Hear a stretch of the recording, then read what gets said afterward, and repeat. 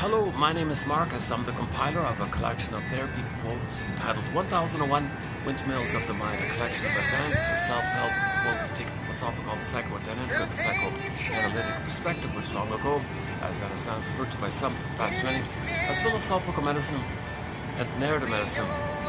Also, apparently, it was referred to as mental hygiene. Odd phrase, but it was around for a long time. And in this video, let's see, what are we doing? Oh, okay. We've done a lot of great material all throughout the 6 years here. A lot of great quotes from excellent authors from this analytic, quote-unquote analytic, which just means you look for patterns, you look for how the past influences you in the present. Is there such a thing as unconscious, energies or forces or memories that influence your present? Do you really totally know what you're doing? That's a theory. We create a script based on our experience. The mother's the world, baby in the world. He understands the world and himself from the original prototype in the mother. Creates down a memory system, an assumption model, internal working model, internal theater, some representation or understanding of himself and the mother, how we cope. Now if there's pain in there, if the system seeks to get out of the pain, nobody wants to be in pain, so reach for mother. Not knowing that mother may have caused this painful situation, reach for the one who hurt him. He's a love fugitive from the love that he seeks, because that part of the brain early on doesn't know time, and there's a trauma in a part of the brain, the survival brain, the limbic system doesn't know time. So you're in a timeless, no time phenomenon where you're reaching for mother, but she's the one that failed you, but you're reaching for the one that failed you. So this is the Sisyphus, Klieglos, mindless repetition, Santiana, hamster wheel, treadmill, okay, so on, Tantalus story. So you reach for mother, but you don't realize she hurt you, but your drive is to reach for her, because that's what all babies do. Mother, where are you? I'm in pain. So he's got no choice. He can't know. He has no memory to know mother hurt him. He just knows the now. Pain, reach, Sisyphus, I guess. Now, when you reach this beyond the critical wiring time, when he reaches for mother, how does he reach for mother when he's out of the nursery? Enter associations. His mandate is to reach for mother, but there is no mother anymore after that time. So he'll look for symbolic, something symbolic. Usually it's things, material, and things you buy, material, matter. Okay?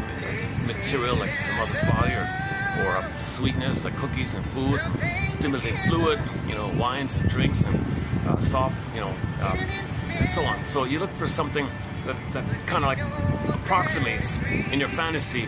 Maybe this can be mother. It's not, but you can't know it's not. You need to know. In other words, the conscious won't know, but the unconscious has to search for mother. So it just grabs the straws kind of thing, called oral fixations. So enter all the oral fixations. Okay, the oral phase. So he's gonna reach for cigarettes and food and drinking and gambling, promiscuity. No symbol of mother, no thing you get, no activity, nothing can be mother in the past. But you got to reach for mother. It fails, reach for mother. Fails, reach for mother. Fails. You're reaching because you're in pain. You want to get out of the pain. You need mother to have the attachment. And in the attachment of the baby originally, it's called a secure attachment. The child has a chance for his budding beauty, his emerging self, his vital self, to blossom and be a part of him. Then he's home with them, and he has a connection to himself. He can see himself and soothe himself, connect to himself, have to give capacity to real self, the true self. And he's at home with them, he's okay like that. He's not in pain. He's comfortable with himself like that. So the pain is, he can't feel his real self. He can't connect to his real self. It's empty. What happened? Because in relational trauma, interpersonal trauma, developmental trauma, attachment trauma, strain trauma, weaning trauma, all these kind of traumas, the budding beauty gets suspended. Arrested development, the feeling self. Remember, it's the quality of our feelings that determines the quality of our life. Well, it's the extent that we have this feeling self, this real self, vital self, feeling real alive, called soma and embodiment. That's all suspended. So he can't live the love from the go to the mammal, like the embodiment place. Remember, the body has emotions, and the bodily commotions are emotions. And you want the feeling, the primary feelings of joy, interest, curiosity, warm gratitude, ethics, and Freud and mutuality, creativity, growth, learning, synthesizing, growing, developing, reclaiming more of yourself, knowing more of yourself, expressing more of yourself. You're growing like a flower like that. So you're meant to have this. And there's a long list of capacities called secondary dependence, mutuality, Freude, pleasure. So in relationships, you have companion and love. You're not using the present to restage the past, repeat the past. The partner is going to be the mother of the past, or the partner is going to be yourself in the past. You do to your partner what your mother did to you because you made the Faustian deal, and you think you're a master. Okay, let's back up a second. One phenomena that takes place if the baby's betrayed by the mother, not on purpose. We're not saying it like that. The mother's impaired herself. She is emotionally unavailable because she's in her past looking for a better past. The mother might also be dysfunctional, waiting for a better past. She might be in pain, hoping for a better past on her end. So she might live in the past, in the present for her, still new additions to the past, recreates the past, hoping for a better past. All dysfunction is waiting for a better past. So the mother might also be waiting for a better past. So she didn't get her primary dependency needs, the symbiosis, the merging that's needed to go through the development process. She didn't get the safe attachment to have her body beauty and a sense of herself, to be able to love the baby and have the thou with the baby. So she's in a pain herself. So when the baby comes on the scene, she's not present. She can't do it. She doesn't get it. She's in a narcissistic place, all about her, center stage. I can't make the baby see. The baby's going to be, obviously, baby will signal its distress and pain, leads to anger and cry. Mother doesn't get it, turns in on himself, he's in pain, and he records his experience, and he's got to hate himself. And sometimes the disturbing thing is the Faustian deal, the Faustian bargain, the Faustian pact. The baby might cross over and identify with the aggressor and shame himself the way his mother's shaming him in the perception that his mother's shaming him. But what fills in for the vacuum of mother not loving him, his own rage fills in, attacking himself, inner critic. So now he's going to identify with his own anger, attacking himself. But his own anger, attacking himself, is the cry for mother's love. But in the primary dream world, it's a monster of the id, an id monster. Okay, so any kind of entity or image in the dream world that is angry and wants to gobble, right? So it's an attacker, kind of an inner critic, what do you want to call it? Guy with the horns, beat up by Medusas, Medias and Medusas, and wicked queens and wicked witches and cyclops, all these monster kind of things. So that's an imagery that reflects the baby's cry for love, blocked, tension, fear, build-up, anger, distress, destructive fantasies, LIV, crunch up, EVL, destructive, blocked, turns it on himself. Now he's got this EVL, LIV, reversed. It's still the love line, it's still the love line, crying for love, blocked, the tension. The cry for love with the tension, fear, and anger, shame builds up, finally becomes destructive. But that destructive cry is anger, devouring fantasy, gobbling fantasy, and it's a cannibalistic idea. So now it's turned into himself. Now he's criticizing himself, attacking himself, so to speak. So he can't deal with the pain. So one way is to identify with the aggressor and attack himself. So now he's got a map in the mind where he's attacking himself because he becomes the attacker, so to speak. The attacker, what's the attacker? No, it's his own anger. I'm crying for love to the mother, but I got blocked. So imagine the water hitting the bank, rebounds back in on himself. So he identifies with his energy, because that energy is the tie to the mother, the hope for the mother. That's his kind of tenuous, some sense of some link to the mother. It's self-defeating. It's got to be angry at the mother, but angry at himself. Angry at himself is just displaced to anger at the mother, but he can't be angry at the mother. The mother says, you can't be angry at me. Angry at himself. That's his setup. That's his sort of tenuous connection to the mother. So he identifies the aggressor and shames himself. A lot of tension like this. Okay, a couple of things taking place here. Let's quickly just do Berger's and Ullman and Paul's parts here, and then we'll go back to the earlier part. So the baby has a theater of the mind where he makes the deal. Oh my God, my anger is attacking myself. I don't want to be a passive victim to my own anger. Why don't I be the active attacker to myself? At least that's the power. That's linked to the mother, so he identified with the aggressor. That the aggressor is a combination, a condensation of his anger and the mother. So it's mostly his own anger, but it's we could say, because the mother doesn't hurt the baby, she's just not around, can't meet the baby's needs. And the anger mainly comprises this imago like that. So anyways, he has the idea that if he makes the deal, the Faustian bargain, he'll have that power of his own anger attacking himself, but he's got to sell his soul. He's got to shame himself, hurt himself, but he has the power, he's going to be active. If he's active, he's the active doer. Maybe he thinks, one theory is maybe he thinks he's going to quote-unquote master the trauma of having been shamed and passive with his mother if he shames himself. So instead of being a passive victim to his mother's unavailability, okay, he'll be unavailable to himself, insult to injury, he'll blame himself, and he thinks by blaming himself, he'll master the trauma of having been not receiving mother's love in the past. So he's trying to get out of this, untangle this mess where mother didn't meet his needs. So he attacks himself thinking maybe I'm not the victim, If I attack myself, then I'm active. I'm not the passive victim of my mother. I'll be the active one. That's the perversion of the Faustian deal. You attack yourself thinking you're going to get the power of that. Plus, there's no time. That's why they say live forever. Remember the timelessness. Remember the sovereign bit, there's no time. Iguanas don't know time. Salamanders don't know time. Chameleons, frogs, etc. They don't know time. That part of the brain likewise doesn't know time. And you got a trauma. That's why in myths and fairy tales, they live forever. So ideas of immortality, things living forever, it's just a personification, outer reflection, like stories to reflect the inner timelessness of the timeless unconscious time, no time in there. So the imagery and the image poof up, make it like artwork. They live forever. So in a story, a god lives forever, mythological god lives forever. That's just code for something anew taking place in a time of trauma during the timelessness of the trauma. I mean, there's no time in the unconscious. So the Faustian, so the setup is his investment will be on the aggressor image, his own anger. So he'll identify with his own anger, and he'll feel active and powerful for it. So he'll feel he's not going to be a victim. So the perversion is he is the victim. What's he going to do now? The victim side of him. Okay, the victim side of him has got a battle with himself. Now he's got a huge inner conflict. He's attacking himself. Okay, like the famous Pogo cartoon. You are your own worst. Film the playing.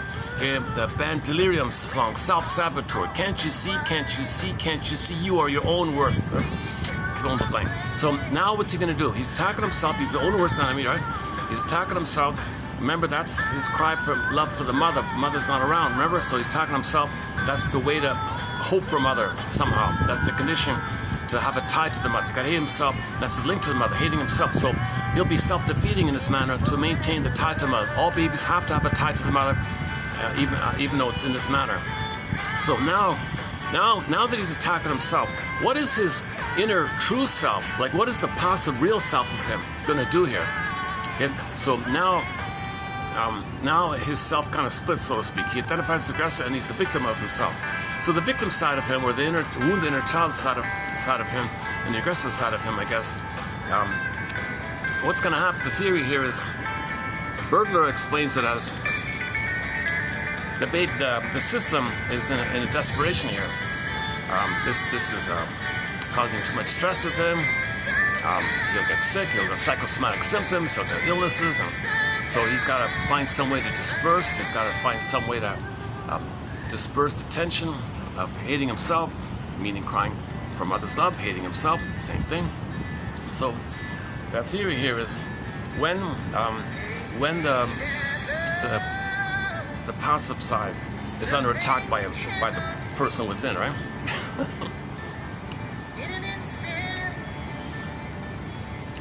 The brain says, whoa, stress.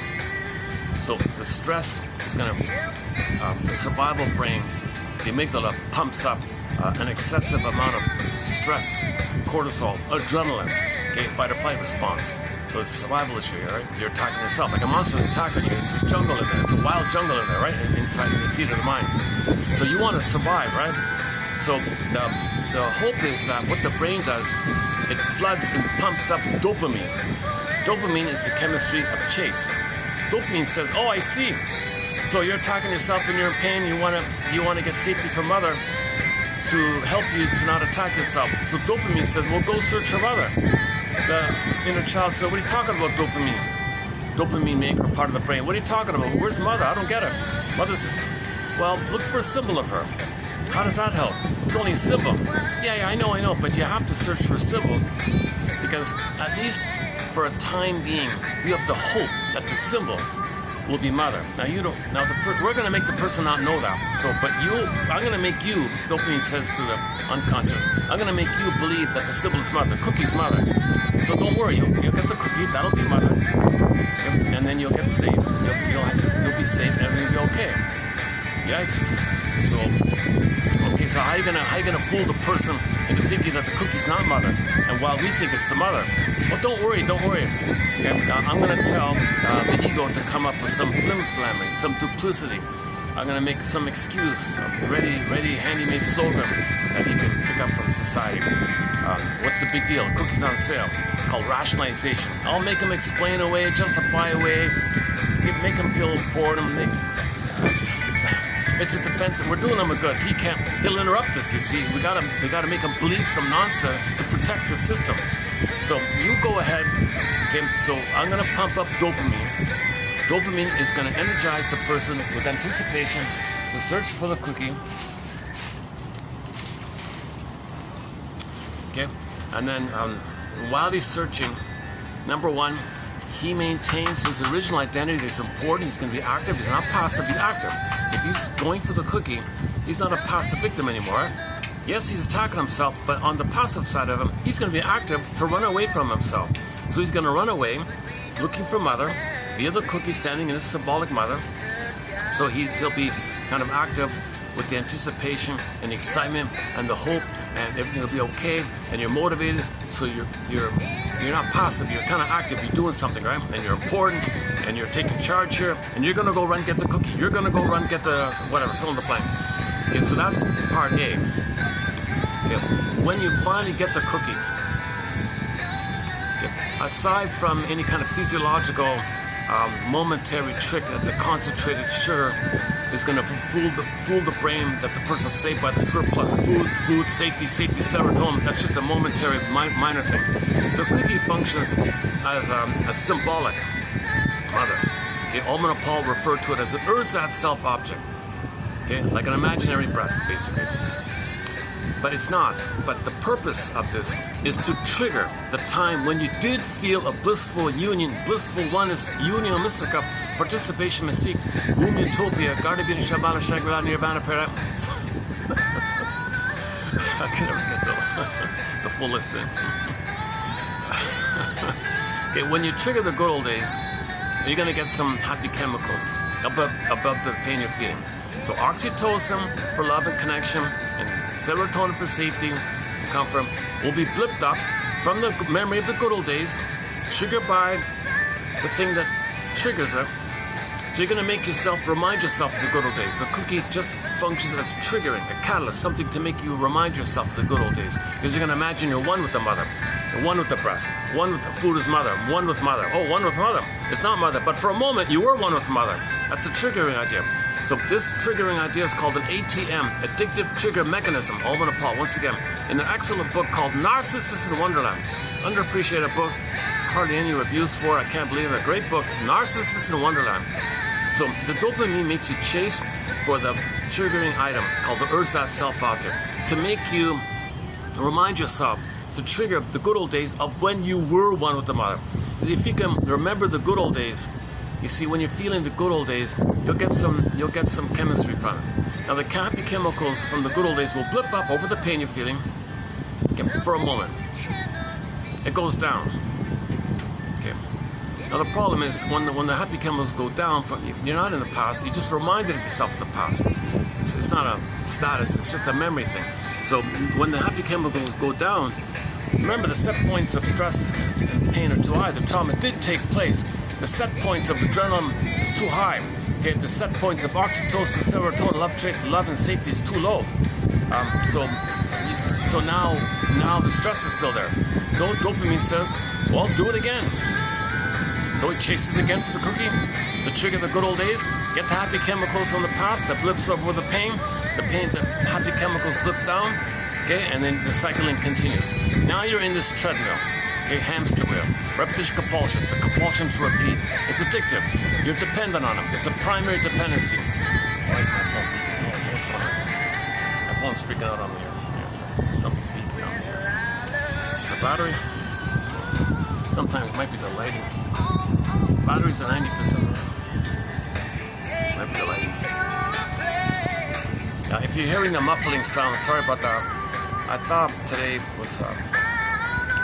I decided to myself only when there's no much of a breeze I'll come on here, but turns out there is a breeze up here anyway. Okay, never mind. I'm blocking the phone as best I can.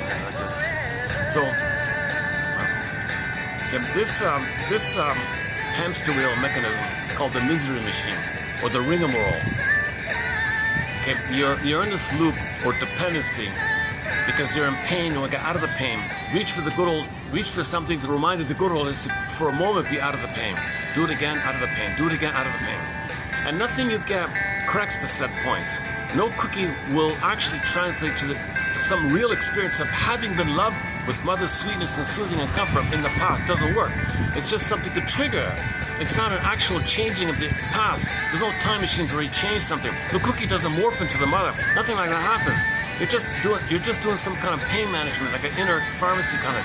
You're just trying to trigger like that. So when the happy chemicals go down, once again, you chase with cookie to remind you of the past. Dopamine is about the future, to trigger the past.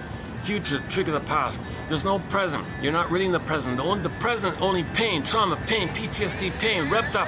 Okay, you're only in pain in the present. You don't want to be in pain in the present. You want to get out of the pain. So chase for something, trigger the past, and you feel better. Chase, trigger the past, feel better. Chase, trigger the past, feel better. You get the idea of this, the hamster wheel, okay, and this Tantalus myth, okay, and in the weaning trauma variation of this, okay, the baby reached for the nipple, and the nipple was pulled away. He reached again, pulled away. Reached again, pulled away.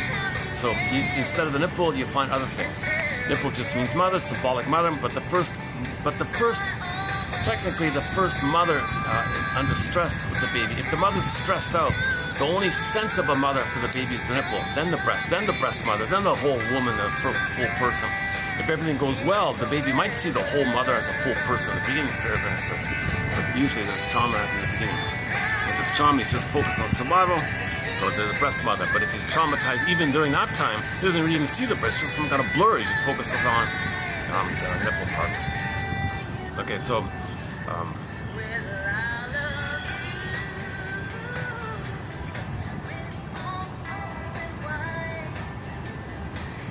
yeah, we haven't played this song in a long time, eh? You're hearing a singer from the Ojibwe Nation, somewhere up in the Winnipeg kind of area, Manitoba kind of area. Oh, the bison, oh my God. Jesus. Before I forget, okay, no, not here. We started a new thread called Indigenous Wisdom recently, so we'll add more close to that topic. Great topic. Okay, back to the rigmarole. Now the person is constantly in pain, didn't get his primary needs met. When you're in pain, you keep trying to get your needs met.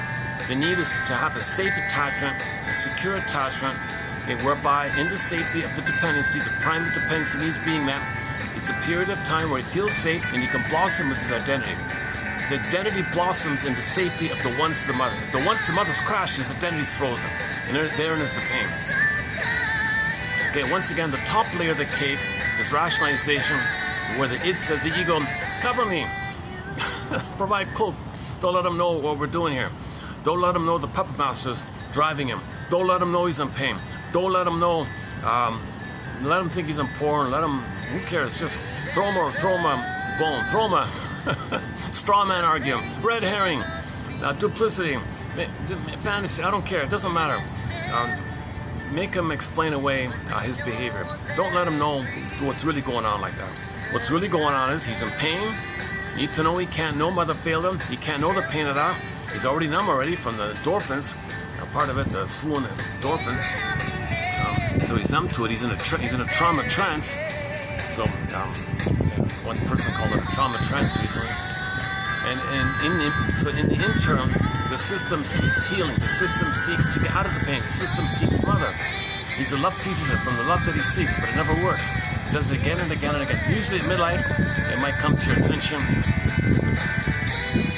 And then you go in the midlife audit and examine what's going on here. And then do some kind of scrutiny period. And then read 1001 Windmills the Mind, Twilight Zone episode Gape Story, and all the other Twilight Zone episodes we discussed here. About Berger's theory, Masterson theory, object relations theory, Karen Honai's theory. Now we're doing Miss Tess Forrest's theories and articles. Her husband, excellent author, Joseph Barnett, great stuff there. And Rinsley and Ogden and Grosstein. And we got 65 topics on the go here. And all these quotes here in this encyclopedia are all meant to kind of like build your ability to recognize the present. Because when you're in pain, you're only in the past. Your ego splits. Yes, you understand the present's the present. You drive a car, pay the bills. You understand the present. But in terms of what your motivation is for, like why you're doing what you're doing, the present is just like a thief. It's just like the arena to restage your past, hoping for a better past. Okay, so in the falling in love example, in work, you want money to get love in the past. You want the partner to be mother in the past. So you're not really living in the present all the time. You're not aware of it. Again, the cloak, rationalization. It wears out. Now it depends on sublimation. If what you're doing disperses, you got some gift or talent, creativity, you're a musician or a baseball star, you might keep the maintenance. You get enough secondary benefits where you can disperse your energy continuously. So it's like a scale thing. If over 50 of your tension can be released in sublimation, then you're kind of managing it that way. If you don't have that, okay, i.e. you're unaware of your misery, or you're aware of your misery, you feel your misery, you don't feel your misery, it's called sublimation. But another thing by Berger about that.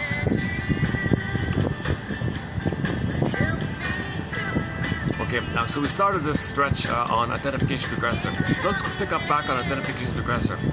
So one of the things that takes place is that the baby inside is attacking himself. Okay? Because his attack is originally to the mother, but it's not an attack, it's an SOS for love. It just looks like an attack because hate and aggression and anger is the ultimate desperation to get mother's love. It's a cry for love. Hate is a cry for love. Anger and aggression is a cry for love. If you act it out, it's still a cry for love. Everything's love or a cry for love. Hate is a cry for love. But if Block turns on himself, he hates himself. Now he identifies with the hater part of him. He's hating himself. Now he's the hater part. So the hater part is in pain. Okay, so it pushes the person to the dopamine, the side part says, go chase for mother. It doesn't work, and now you're busy in this rigmarole, Sisyphus, Santana, Cleveland's repetition. Now, this thing is fueled by what Berger calls the libidinalization of this pain. Okay, what's kind of the term for this? Once again, Berger, is that the pain the person's feeling when he hates himself. Okay, when he gets the happy chemicals of the past, think about it as a column, like no time, like an invisible no time column. He's feeling the pain, but when he gets the past chemicals blipping up in that column, they fuse him. The pain and the happy chemicals mesh in, fuse him, libidinalize, pleasurize. The pain has been pleasurized. Oh, he's pleasurized the pain. Now he can't tell the difference between pain and love, pain and happy. He can't tell the difference anymore. So this blurs it up for him. He's confused, and this is the way to get out of the pain, to make the pain pleasurable. Now he's dependent on chasing to keep that status of pain being pleasurable. Psychic masculine, major crime. You can never know it. So he'll confess to being dysfunctional, a drinker, neurotic. He'll confess to whatever his problem is, but he won't understand the underlying issue. The mother failed him so much that the pain he's in, he had to make pleasurable to get along with the mother. What a major crime on the mother's end to put the baby in that situation where he's got to hate himself, be in pain by this, and then make it pleasurable, and trick himself to make it pleasurable, and not be aware of it, and cloak it with pseudo-aggression, rescue station called confession to lesser crime of being dysfunctional. And if he only thinks in those terms of being dysfunctional, he'll never touch the core issue, and then he'll live his life in an unlived manner, unfulfilled life, even though it's sublimated, so it branches off if it's sublimated. Hold on a second. Oh, I got a crowd coming in here. All the staff are coming in. All the staff are having their break, guys. Hang on a second.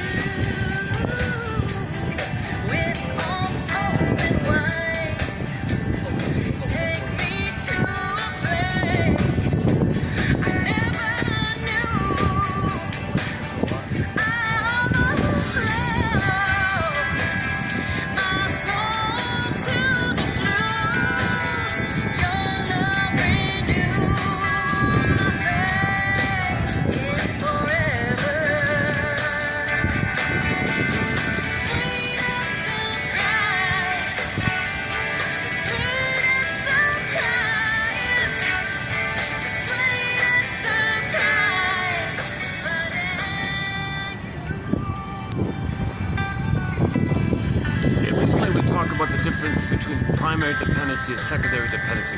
The baby in the beginning is in a primary dependency called symbiosis, merging, fusion. Okay. If that's not met, you see, his personality may have this underpinning issue of unmet primary dependency. Now, primary dependency needed for your identity. So now let's enter briefly Joseph Barnett's topic, that these two needs not being met, safe connection, identity development. Connection, dependency for development.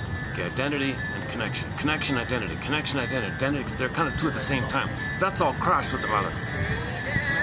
The affect, okay,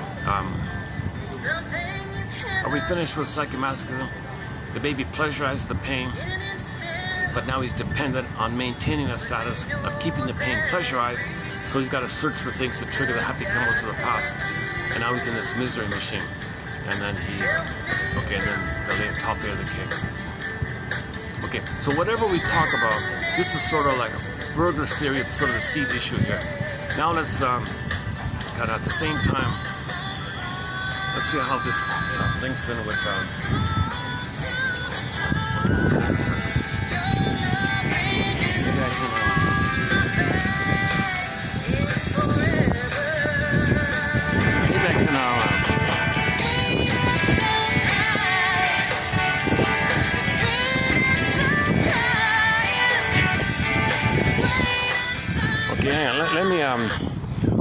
let me play another song here. Recently we've been playing music by the classic rock band. Hey, let me try another one. Hang on. I need the Wi. Oh, do I have the Wi-Fi here? Hang on a sec. Do I have the Wi-Fi here? Hang on a sec. Let me try another song by the band Mystery here. Hold on a sec. I've been having mixed. No, I'm not getting it. It's a lengthy song, but it should be long enough for the break here. For their break, let's see. All right, forget it. Let me pick a longer song here. Hold on a sec here. It's hard to do this with. Hang on a sec.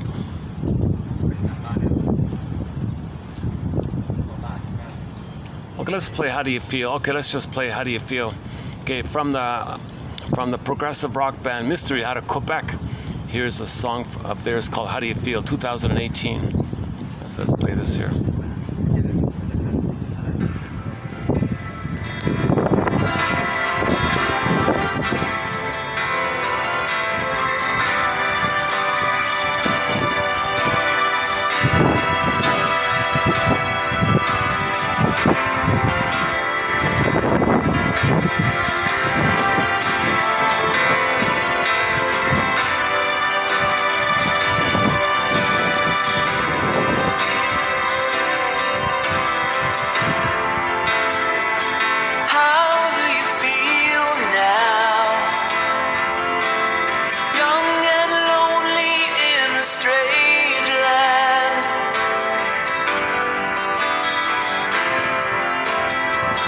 Like heroes and fables and stories, the winds of March will bring winter's end. She's always smiling when you see her day to day. She's been crying while you look the other way. She's all been hiding. Save you from the pain that she's been fighting in the most mysterious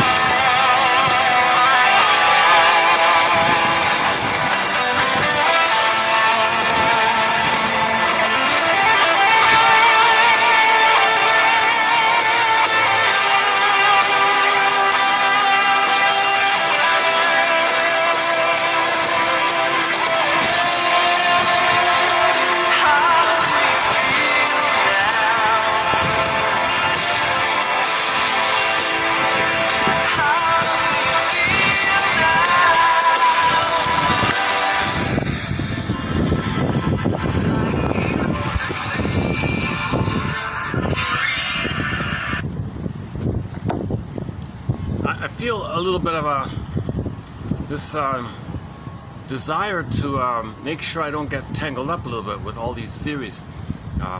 So let's just leave it there briefly for Edmund Berger and Ullman and Paul, identification of the aggressor, and the rigmarole, and the top layer of the cake being rationalization, and the set points being too low for oxytocin and serotonin, and the painful chemistry is too high, and then you're always in a loop mode to trigger the past and feel better for the moment.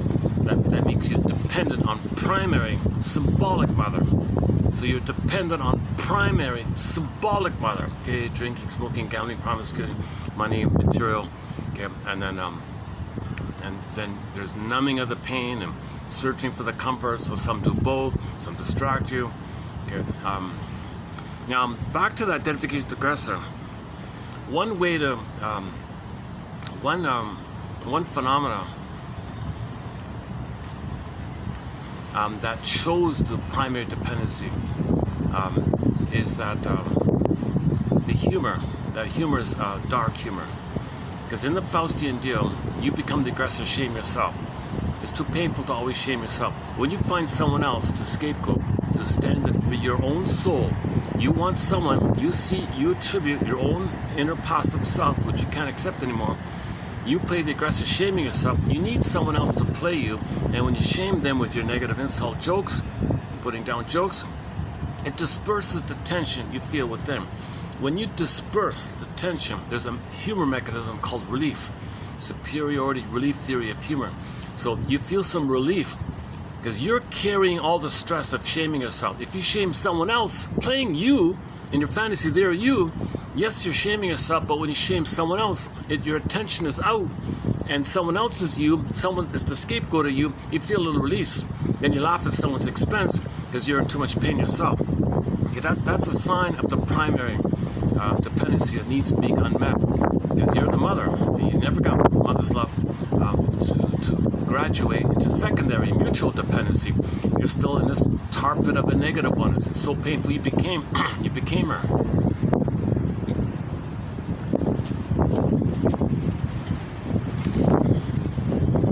Okay. So all the jokes and sarcasm and cynicism and schadenfreude, it's all primary dependency like this.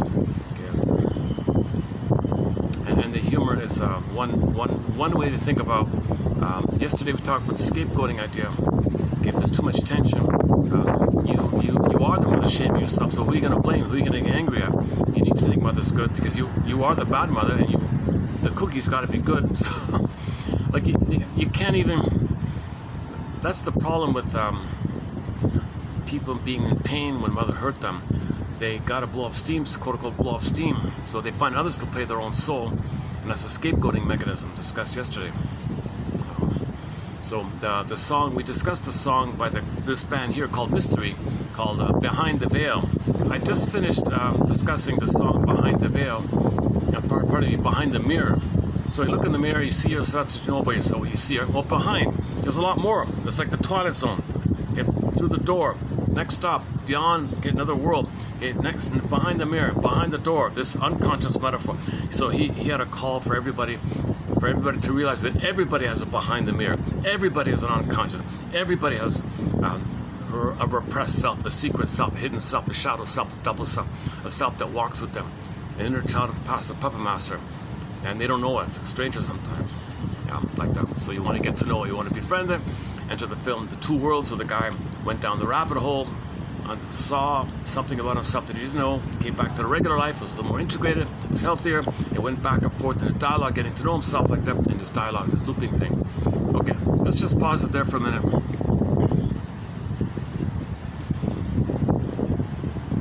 Okay, now, I'm not sure how to quite make this smooth transition, so there's a little bit of a gap here. So let me tolerate that. Let me admit my fault here, that there's a bit of a gap here, what I'm now going to say. So now enter Joseph Barnett. Oh no, it fits, it's okay, it's okay. The affect that the baby feels,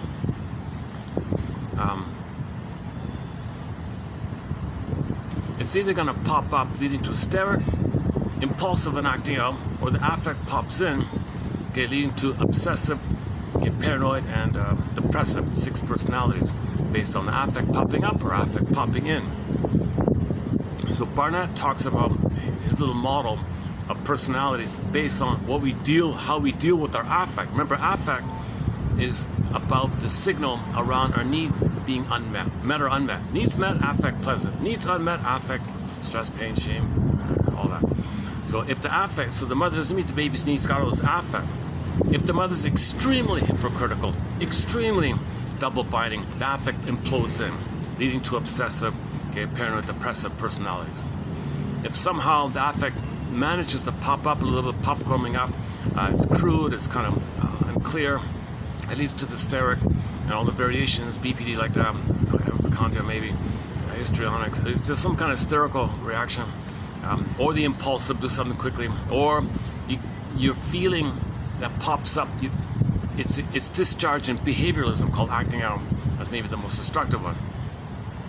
Okay, so affect pops up, affect pops in. Now, the first article we did by Barnett was the marriage between the hysteric and the obsessive, a common, familiar, opposite attract. The obsessive is drawn to the hysteric because the hysteric, although it's crude, doesn't know what it means. It's emotional, it's making stuff up, it's dramatic, it's colorful, but it disperses some tension he feels if someone else expresses something because he's so all this affect's pushed in. The obsessive, by the way, pushes in the affect and takes refuge in minutiae to feel important.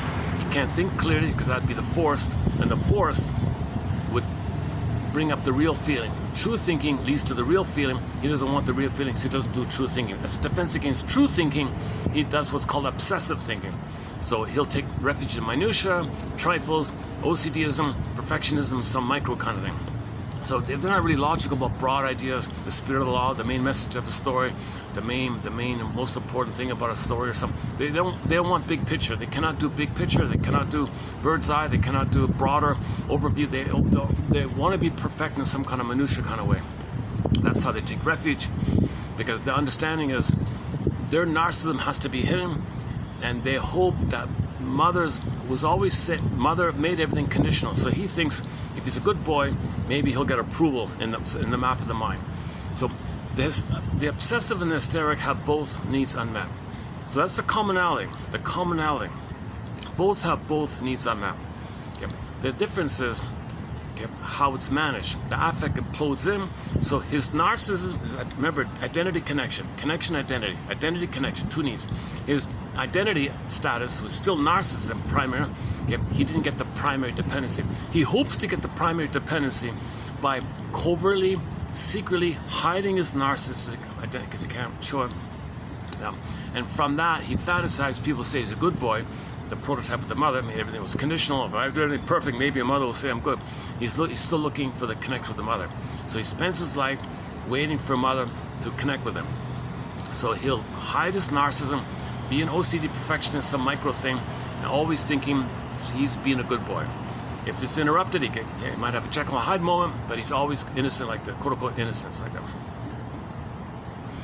Okay, the same 2 needs are going on with the hysteric. The difference is the hysteric overtly, openly displays, because the affect's popping, so it's displayed. Okay, so he openly shows, look at everybody, look at my narcissism. And he hopes by doing so, in a flamboyant way, let's say, okay, peacock, whatever, okay, a little, what do you call it again? Oh boy, I forgot the term. You had a term for this, not colorful, something like that. He hopes that people look at him. If others will look at him or her, he thinks that getting attention from others, that's the hope that the attention, his mother, may be going to connect with him. So he spends his whole life overtly displaying his narcissism. He's open about his, look at him, see how great I am, see how great I am. He displays it openly and wants people to look at them. This constant repetition, compulsion, Sisyphus, okay, spends his whole life in the hamster wheel, look at me. It never translates to anybody in the present looking at them, being the oneness and getting their primary needs met for the symbiosis back that was needed back in the nursing. It doesn't work. But when real needs are not met, you're in pain, you keep trying, pain, keep trying, pain, keep trying. So the hysteric's version of pain, keep trying is look at me, and maybe others looking at them. The other is the other. The other could be the mother looking at them. Maybe the mother looks at them, maybe they'll connect. And the obsessive one does it in a hidden way. I'm hiding my identity issue, and I'm waiting for you to say, "A good boy," and then he does it more hidden way, and the mother's more open way like that.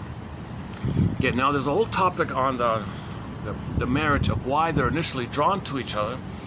So the hysteric thinks that the obsessive is stable, so that it'll help her to know her feelings more, articulate her feelings. Doesn't work. Obsessive thinks that he can learn how to feel by the hysteric, but the hysteric is not really clear about the feelings, a little dramatic. So they end up triggering each other, and then the hysteric says,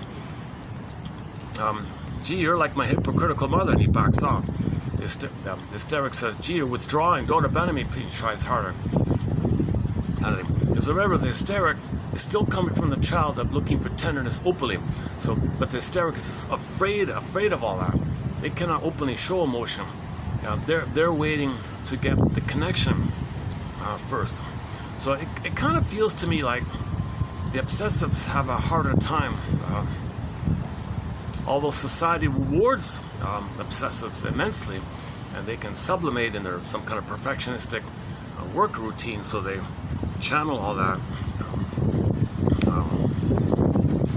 this need to, they sublimate or channel this need to be perfect in some minutia thing by working for something that does that like that, right?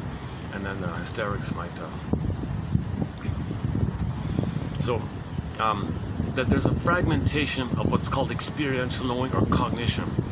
Okay, so cognition means experiential knowing of the linking between sensate, impression, apprehension within, and syntax, comprehension, expression above. So what you feel inside and how you express with your syntax and vocabulary and maybe talking or something, it's from the data of the informed apprehension called sensate. Sensate and syntax. He calls it sensate and syntax, the body and the expression. Sensate and syntax, language, speaking. Sensate, what you feel. So affect is data from within, and the data that's within, that's data. The data from within, you express and you talk. You need the two, the loops around called experiential knowing. This experiential knowing is a harmonious interplay of the two, and that enriches your cognition, because cognition is not just thinking, it's feeling and thinking, and the two together as true cognition. So he redefines the term cognition, because you're not thinking if there's no feeling and form. So he wouldn't go by the Stoic idea. No, feelings don't count, just whatever you think. So if that's what it means, I'm not sure fully, but he says true cognition, true understanding is an experiential knowing. He doesn't use the word intellectual knowing, emotional knowing. They think confusing. He calls it experiential knowing. And an insight that's quote unquote effective, an effective insight, it calls it, leads to this experiential knowing, where you link the sensate data impression and link to the cognition, expression, syntax, and you link it like that. So that's a fuller, more holistic, whole body, mind, body, right brain, left brain, body, mind, system, harmonious, cycling, circling, day and night, moon and sun, masculine, feminine, yin and yang. Okay, it's a more proper, balanced, kind of harmonious system going on. You're circulating. There's a proper circulation going on, rather than things are fragmented. Okay, the obsessives don't want to feel, so they forget about sensate, and their thinking is whacked, it's obsessive, so yes, they got syntax, but it's whacked syntax of trivia, so it's kind of fragmented like that. The hysteric, their syntax is whacked, and their affect is too crude, and they don't know what it means, they can't hold it, so it's kind of whacked for both ends, you see. So that's a little bit about Barnett's first article on the marriage between the hysteric and the obsessive. Now, his wife did a very interesting article in the same 1969 in Mexico. They gave a talk on him. At that same conference, the wife, Tess Barnett, gave a talk about, all right, let's thank my husband for talking about the obsessive and the hysteric. Now I want to talk about two obsessives getting married. So she gave a paper on two obsessives. Man, oh man, she did a great job. So she's got, it's more darker. The imagery is that the image for the emotionality of two obsessives getting married is it's a darker situation. It was likened, her client likened it to royal mummies in a casket, like a single casket, and at the funeral they kind of alternate in up and down motion in the funeral service. One casket goes up, one casket goes down, something like that. But it's really two mummies fused as one, and they're ancient. They're 10,000 years old. It's a king and a queen, and they're wrapped in mummies. So the emotionality is kind of quote unquote dead or something. But one's got to be important, and when one's important, the other's not important. And the other one punishes by withdrawing. He makes himself important by withdrawing. So that mummy steps up. The other mummy steps down. The other mummy has competition, and he tries to step up. And they have this kind of negative, depressing fight between the two of a competition. And the issue is they're searching for love from someone who can't love them, but they gotta try. He's doing it, she's doing it. So they're like, the emotionality is two dead mummies overlapping like that. And the royal couple means they're both important. I'm number one, no, I'm number one. So the baby's infantile megalomania. Okay, so they need to try. It's not gonna work. You're not gonna get love from a mummy, 10,000-year-old mummy. But in the mind, like a quote unquote Andre Green calls it dead mother image. You're not gonna get. If in your mind the memory of the mother is like absent or a dead mummy or whatever, I'm not sure what the best image is. You're not gonna get love like that. But you gotta try. It'll be to reject it. Now, the trying is your importance. That's the competition. I gotta try. No, I gotta try. And you're both gonna reject, and you're dependent, and you're stuck, and you can't leave. You can't live without each other. And it goes on like that, about this, like that. All right. Okay, the Barnett's work was 9 videos on Barnett's work, and we got more about Barnett's work. He applies the obsessive and hysteric in different scenarios, like with religion, ideology, and talks about. Okay, there's a lot there with that. But let's now move on to continue with the wife's side. So we did 9 pages of quotes on the work of Joseph Barnett, a famous shrink from the 70s mainly. And we did already 4 articles by his wife, Tess Forrest. Great articles. The first one was that marriage I talked about. The second one was the triangle, Oedipus triangle. Okay, meaning if the mother is primary, Jocasta, and the father's primary, Laius, and they both parentify each other, battling like that, and they actually have a kid on the scene, they can't be parents. They don't know how to be parents. They're both infants in occlusion fighting with themselves, so they ignore the kid. So the imagery is Oedipus was sent up the mountain. Now, the imagery of him being adopted, that's in the psyche. You have a romance fantasy that your parents are okay. So you got 2 fathers, good and bad, 2 mothers, good and bad. But it's in the mind like that. It's not an outer thing. These are not true outer stories. They're pictures, Picasso paintings, Picasso artwork, like stories, Picasso stories in the mind. Myths and fairy tales are like that. Okay, so we talked about the Oedipus issue like that. Okay, it's an interesting story. That's one of the best articles on the Oedipus story. And yesterday we talked about, if you want a good example of the Oedipus and Jocasta, go to the Twilight Zone episode called Young Man's Fancy. We talk about that. Young Man's Fancy. Okay, go to the short section in this channel. It's entitled Twilight Zone's take on the Oedipus complex, something like that. I forgot exactly. No, only 1 view, can you believe it? It's funny about the view counts. The view count had a sudden dip, a sudden increase, and then just crashed with the views. I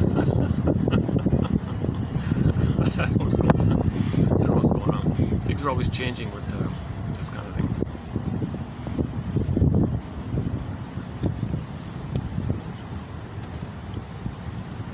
Okay, the third article we did was the primary-secondary dependency one.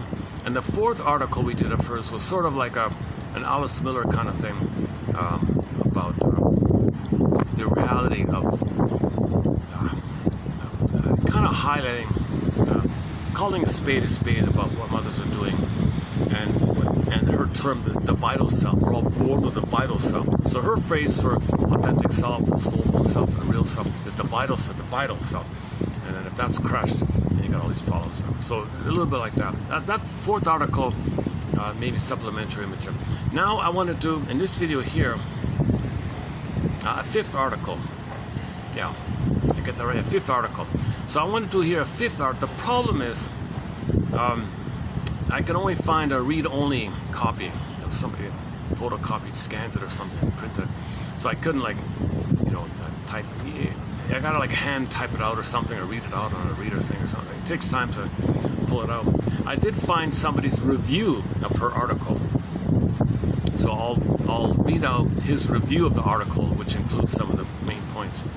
So in lieu of not really being able to post quotes from article number 5, I thought I would just maybe read parts of it from the readout part, and maybe in the future I'll see if I can actually post the actual quotes from it. In the meantime, what'll stand in for it is one fellow's review of the article.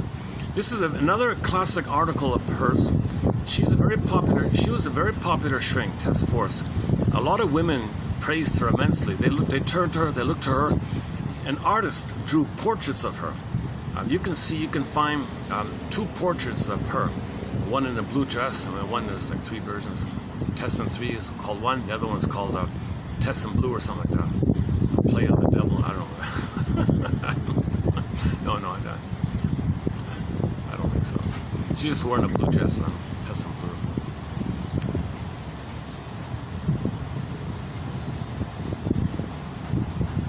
Okay, let's clarify something.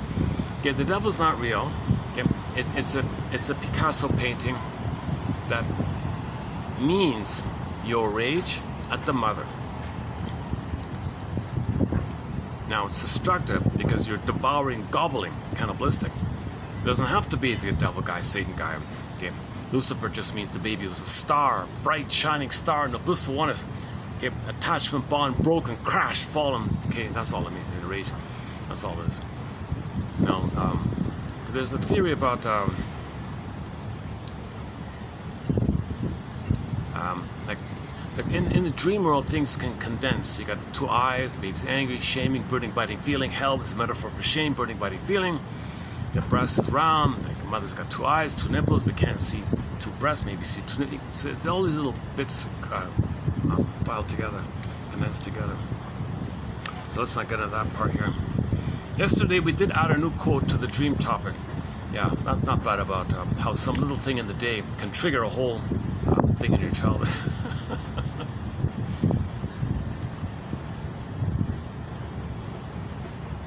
I'm kind of battling with this wooden chair here. It's hard as a rock. The great chairs, these are. Let's see if I can change it up here. Thanks. I gotta bring a pillow or something, or some kind of cushion or something. How's the breeze? Is it okay with the breeze? I can't really tell myself.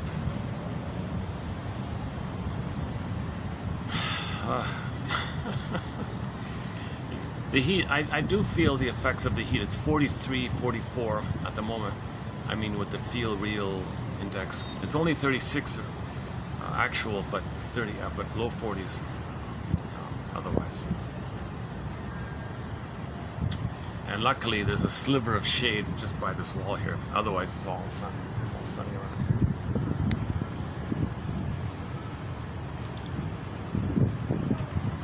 Great little patio. Just recently found it. My goodness, it's a newly opened thing. It used to be only open at night, and they recently just opened it up in the daytime. Okay, this article 5 by Miss Tess is called. Hang on.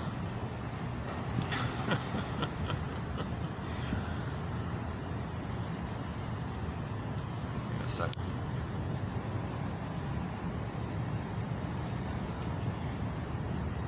The paternal roots of male character development. Okay, so this is how smart this gal is. She wrote a good article on the importance of fathers for sons, that sons need fathers. He wrote another one about the daughter and the father, We did that one already, the daughter and the father. This one's the father and the son. So in the literature out there that talks about male development, father and son issues and all that, okay, men's movement, this article is often cited. I noticed that. This is a heavily cited article from authors who discuss male development like that. Okay, it's called The Paternal Roots of Male Character Development. She delivered this as a lecture in 1963 originally, and it finally got published in the journal in 1967, 4 years after.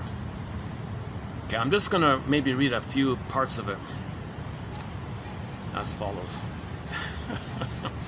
Let me settle in somehow. Is this gonna be okay if I sit like this? Jesus. Let's try like this. Oh boy, poor back. 1 second. Oh, okay, sorry. Okay, let's try like this. Luckily, I got this little table here. Oh, okay. Yeah, let's do it like this. Okay, let's settle in here. Get some popcorn. Let's settle in here for the next. Oh, how's the battery? Oh, hang on a second. Can't even see it. 69%. Okay, 60. Okay, we're okay. Okay, this might be about a good 20-minute read here. I'm not going to read the whole article. I thought I would just highlight a few kind of points here.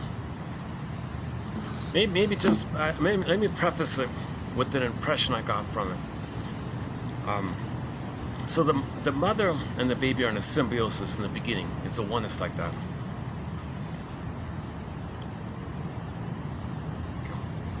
Now, first of all, if the mother's stressed out or feel anxious, that'll tighten the fusion.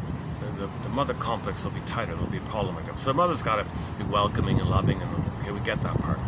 Now, if the father's on the scene and he's upset, the mother will be upset. It'll affect the kid. So the kid can still have a mother complex if the father's stressed out. If the father is jealous, or if the mother says, I don't need your husband, I got the kid, I can parentify the kid, I control the kid, will be mine, my mother, symbolic mother, I've got what I want, get away, just send me the, just go to work or leave me alone. He'll be stressed out, she's stressed out, she's angry, she's entitled, father's angry, kid will be stressed out, the kid will have it. The more stress there is between the mother and the baby, the tighter this bond will be. And it can lead to young man's fancy, it could lead to something like that, where the guy could never love a woman, because he was always psychologically married to mother inside like that. So you don't want the child to have a psychological fusion and symbiosis, a tight tar pit of a symbiosis. So the first point she makes here is that the father's stress can affect the mother's stress, and the kid will be stressed, just as if the baby's picking up mother's stress. The mother will pick up the father's stress. So what she's trying to say is, what she is saying is that the couple needs to be parents, a harmonious couple wanting to be parents. She wants to be a mother, not using the kid as a pawn, fighting with the father. You and me and against him. He's a bowder, I'm the goat. Okay, kid. Not these primary issues. That's Jocasta and Lias like that. And the father welcomes the kid, the mother welcomes the kid, and this the prerequisite of all this is that the couple are a functioning companion and love couple. They have rituals to make I statements, they have couple conferences, they have a special room in the corner of the house where they sit together, and it's a declared sacred space. Okay, smudge, ritual, feather, and they're going to stay there and use a protocol to work out what's going through. So they have a system where if there's a problem in the couple, they know they can get through it. They know they'll get through it because they got a protocol called the emotional clearing process, and they study it, they learn how to do it, and they have that kind of process going on. So they're a cooperative couple. They work their problems out. They don't play passive-aggressive games and balance silent, give you culture, you punish me. They don't do that like the one of the mummies story, the dead mummies, always fighting with each other up and down. No, they have a healthy communicative thing called companionship love, thou to thou, person to person. They know how to make I statements. They can share what's alive in them, he can share what's alive with him, what's going on with him, what's going on with her, and they're open about it, and they're curious to understand, curious to grow, and they both grow when they learn. It's called intimacy. They have a healthy intimacy. They have what's called secondary dependency. If the father and the mother have secondary dependency, okay, there's no games and there's no fighting with each other. There's understanding and curiosity, and making things better, and you learn more when you discuss things, and you find out more, and you have this kind of constant curiosity that the discussion, that the interaction they have, they both blossom in it. Ubuntu, they each become because they are. They're becoming more and more because they are. The we makes the two eyes richer like that. They have this kind of healthier marriage like that. Okay, that means this is the background where they can be parents. They're not competing, they're not infantilizing, they're not replaying their past with each other like to cost their lives. So when the kid comes on the scene, okay, the mother could be a mother, tender and sweet, and the father's sort of around, whereby the kid senses the safety of it all. It eases the transition out of the once the mother, the world of the mother, and the father is not the mother, but the father introduces the child to the world outside the mother. This is the Oedipal triangle, the key thing here. The child needs that transitional time where he can connect with the father, not using the father as a substitute mother. There's the mess. You don't want that kind of mess. Okay, so the father, like she says, the father's in a unique position. She humorously says, the father is in a unique position to guide and teach the child about the world outside the mother. Because he's not a mother, he's a father, right? He's not, he's different, right? So he's in that unique position. Okay, so the child gets the tenderness with the mother like that, and the father comes on this, and then the child knows the father's there, and then there's a transitional thing where the child connects, hangs out with the dad, boy or girl, and the dad teaches them things about the world, what's out there, and so on. The son needs this. The son, daughters need it, sons need it. So this is the heart of the matter here. This kind of transition from out of the symbiosis of the mother, that only takes place if there's a healthy dependency, a loving dependency, and those dependency needs were met. And they'll be met when they feel safe. But if the mother's stressed in some bitter thing, and the father's stressed in some bitter thing, he'll be stuck in it. And then he tries the father's supposed to be the mother, it can't stress, and then I got the whole Oedipus mess like that.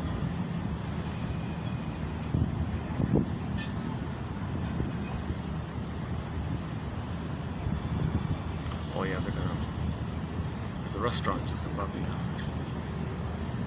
I've never been up there. They open it. Why is it open, or what time is it? Yes, what time is it? Oh, what time is it here? I'm a little confused with my time here. Oh, it's 4:05. Oh, okay. Today's Friday. Okay, at 5 o'clock they open. Maybe I can take a peek up there. Oh, the musical. You know what? That means I got to finish this at 5, because this techno thumping stuff that comes on soon. Oh, it'll come on soon. It's all copyrighted. I have to trim everything out. So let's wrap. Let's keep going here. Okay, so Miss Force is trying to really highlight this thing. It maybe sounds simple or obvious, but if it is, then why is there so much failure? Why are there so many problems if it's so simple? So, mother's stress, problem. Father's stress, problem. Kid can't get out of the oneness. He'll be stuck with primary dependency. Okay, so he'll have narcissism. Okay, look for all or nothing, jungle mentality. Can't have mutuality. He'll be so on like that. And again, this whole issue that the father is there to teach the boy about the world that's not the mother, right? The baby and the mother, that's the first world, but there's another world outside the world of the mother. If there's a problem in this baby mother world time, that's transferred onto the world, and now the prototype, the stamp is baby and the mother, imprint. Okay, him and the whole planet is the breast mother, and he's stuck in this primary thing where the world owes him a living. He's center stage, world owes him a living. He transfers the breast onto the world, planet breast owes him, okay, and should feed him. He's entitled, he's center stage, all about him, and he demands, command, give it to, he's like a baby like that. Yeah, that's the primary need not being met if the symbiosis with the mother is failed. So number one, mother has to have that warm kind of attitude that she welcomes the baby and is not going to use the baby to play a role for her, not going to shame the baby to know that she's been shamed, or she doesn't want to master it, or she doesn't think that she's going to try to master the trauma of having been shamed by shaming the baby. She doesn't turn to the baby to mother her, doesn't want the baby to be an extension of her, play a role for her, do something for her, or be a he-man for her so she can fight the world because the mother thinks the world's her mother, wants the baby to be Lou Ferrigno and tell his grandmother to be nice to his mother, some stuff like that, and it goes on and on. There's a whole long list called the Old Cunning Tales. So the mother has, the mother is a self-object, symbiotic object for the baby. Soothes, has reverie, love and understanding for the baby, present for the baby, there for the baby. And this safety is from 4 to 5 months. And at 4 to 5 months, okay, he starts to hatch out of this egg, so to speak. He starts to differentiate from the mother. Now, in order to facilitate this differentiating thing, there's already an attitude of a welcoming father. So he comes home from work, he spends time with the kid. Let's play ballers, let me show you stuff, let me teach you what I know. So he hangs out and knows about the world outside of the mother, using the father, whatever limited time he has. He spends some time with his son to show him stuff, how to do things, how to, whatever, hit the ball, whatever, catch it, whatever, throw the frisbee. Whatever he knows, he just shares everything he knows about the world. Like that. The son needs that immensely. He immensely needs this because that'll be the prototype for him to live in the world. If that's missing, if that's crashed, okay, then he's still in the mother orbit, and in the mind he never left mother's house. Leaving mother's house in the psychic world. He's got to leave mother's house. The father can help him leave mother's house. Now the more stress there is, the harder it's going to be. Okay? The more peaceful and harmonious the couple is, it'll happen naturally. So she says in the article, this Oedipus thing is not automatic. It's not universal. It only takes place when there's a problem with the couple. If the husband and wife married for infantile primary issues, then you got the Oedipus issue. But if they both reach secondary dependency, then it won't. You're okay. You're good to go. The kid won't have this complication like that. All right, let's read some of the article. Okay, my thesis is that the father has a specific. I can't even read it out because it was scanned on a photocopier, and then it was uploaded, I guess. But it's not like it's not in a read format. Like there's no digital. It's an image. I'm reading from an image. Put it that way. I'm reading from a photo, from a photo or something. My thesis, so I can't read it out. My thesis is that the father has a specific contribution to make to his son's development starting in infancy.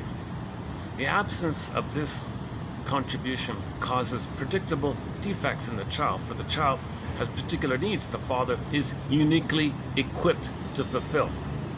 A prime need is to dissolve the symbiotic bonds with mother in order to develop a separate identity generated by his own powers. The other is a need. Okay, and it goes on. All right. Let me just skip a bit here. Okay, she has other stuff to say here. I don't want to read all this. Okay, while accepting the psychoanalytic proposition of the father's function for guidance and all that, I object to the limited concept of the father's role and the arbitrary time and mode attributed to father's significant entry into the child's life. In my opinion, the father's role in the formation of the child's character is vital from early infancy. Okay, here's what I mean, she says. All right, so the stereotype is the father doesn't have to be around even. I kind of thought that too. But the father is around, and the three of them are a social family. It's a social family of three. So there should always be some kind of three, although the father's just like a seat in the background. Okay? And then that facilitates out of the orbit when the father's there. I'm here. So when you hatch out of the egg, I'll show you the ropes of the world, whatever. But if the father's never around at all, kind of thing, that tightens the symbiosis. The father's presence helps him make the transition. If he's there, comes home from work, he's there a little bit. And the kid kind of picks up, okay, so I'm getting ready to know that there's a world outside the orbit of my mother. I see. So, okay, so there's something like, but if the father's never around, leave me alone, I'm doing my own thing, leave me alone, then the child is trapped in caged in with the mother like that. That's the problem. So the father's needed for development. The father's needed for the development. And the family is a trio or a three like that. The importance of the three, love triangle. Famous Oedipus souls. In the myth, it's called the Oedipus myth. The problems in this area is called Oedipus complex, Oedipus myth, Oedipus issue, Oedipus triangle, love triangle, etc. In the Star Trek, they call it. Star Trek made a reference to this. The eternal triangle. The eternal triangle. Kirk and some other guy were fighting over a robot woman. Can you believe it? Some guy made a robot, a woman. She was perfect, and two guys were fighting with each other for this robot woman. And the background comment was, look at that, eh? This is the primary dependency. Kirk wants oneness with the robot. The guy who invented the robot wants oneness with the robot. And the two guys are fighting for the oneness. They never got mother. They never got the primary needs of the oneness because she was perfect. She was going to read his mind and do everything that he thinks and wants and be the perfect mother, wife, everything that the guy needs.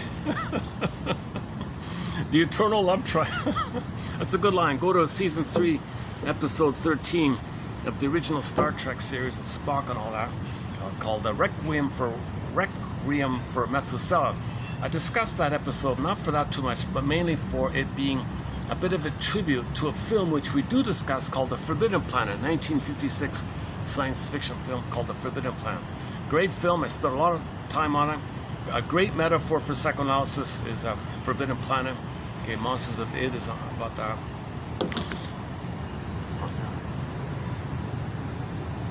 So you have all these monsters running around. The guy said, where do these monsters come from? Well, this super alien planet poofs your thoughts, even your unconscious fantasies. So you thought it, felt it, poof, there it was. Like magical thinking idea. So that's in the mind like that. So in the mind, you have a monster, and when he was triggered, it came up, and the planet would materialize so you'd see it. The whole thing was a teaching metaphor about the unconscious. Great film, Forbidden Planet. One of the best films for psychoanalysis is The Forbidden Planet. Okay, at the infant's birth, can I do it like this? At the infant's birth, is that okay? At the infant's birth, the presence of the father as an active family member determines the existence of a true family structure. Family structure. So there's not just mother and baby, right? Family structure. The father's involvement determines whether at birth the infant is delivered to a group.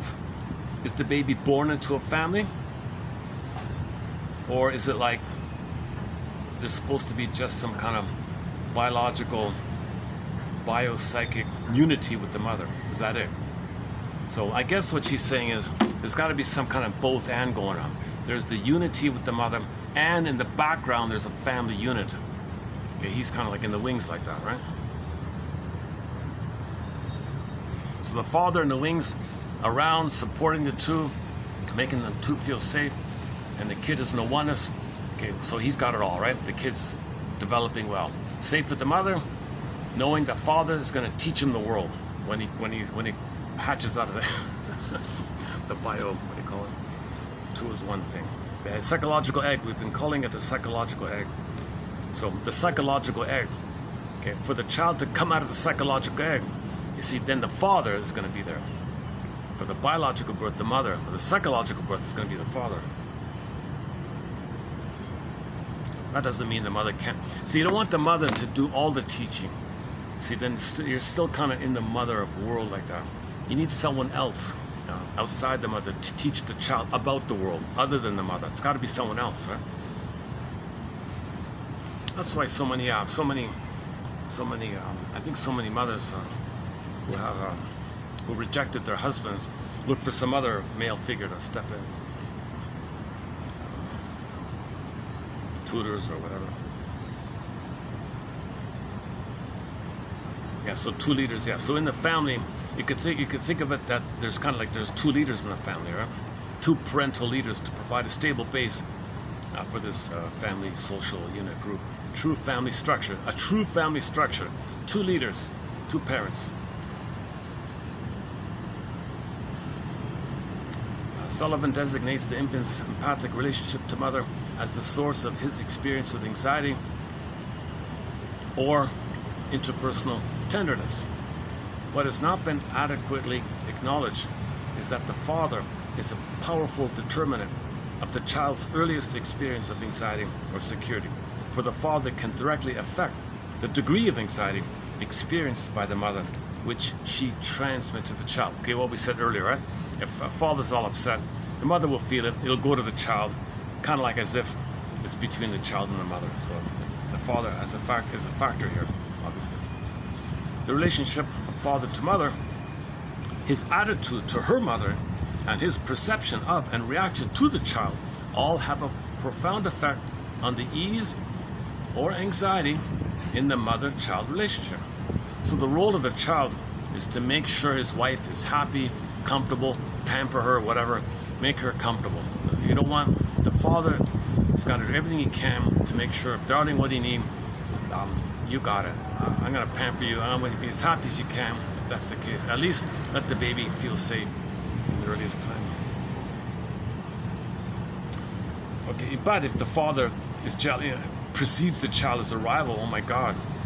Yeah, yesterday one father was jealous of the child getting all the attention. That's the kind of problem we're talking about, that is this issue. The father who perceives the child as a rival, or the mother's involvement with the child as a threat to his relationship to her, okay, suffers anxiety and introduces tension into the early interpersonal experience of the infant. The baby's going to pick up all this stuff. Whatever stress is going on between the two, the baby's going to become more fused and more tied in the orbit of the mother. He's got to feel safe to hatch out of the egg. If he doesn't feel safe, he can't hatch out. And there's the crux of it. The father who fails to provide emotional satisfaction to the mother leaves a need in her for which the child can become the inappropriate object of gratification. Yeah, okay, this. A lot of people say this. If the mother's unhappy, okay, with hubby or whatever, she will turn to the child, parentify the child, partify. You come from me. He doesn't come from me.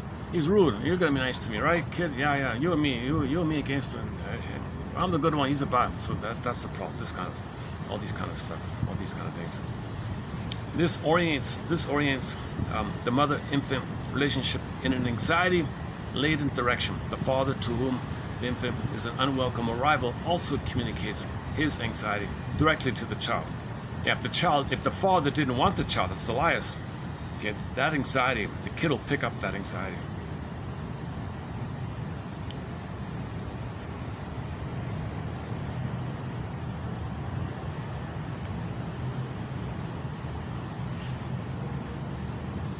Okay, let me skip down a bit.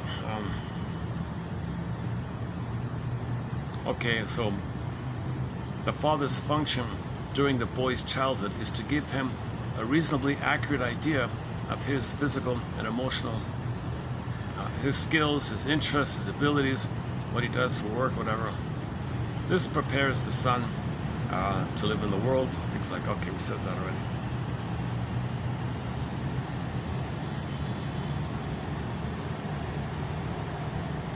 Okay, the whole article just highlights this. It's basically variations of the same thing.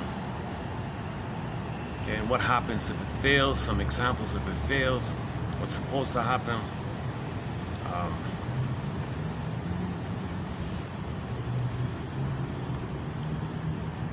By the juvenile era, the father's educative influence has helped the boy develop a clear and integrated self-definition and male identification.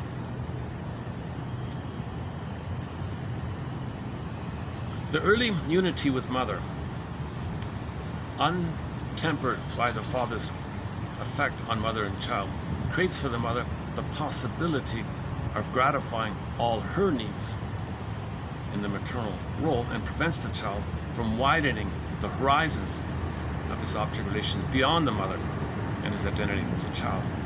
Lacking a relationship with father, mother becomes not only a source of satisfaction and interpersonal security, but the sole inhabitant of their private world, and therefore the child's only lifeline. Inevitably then, he must possess and be possessed. Oh, so look at that. So there's your total exclusivity. Possess or be possessed, right? So mother possesses him, identifies with her. So in later in life, he'll have this kind of all or nothing, possess everything or nothing.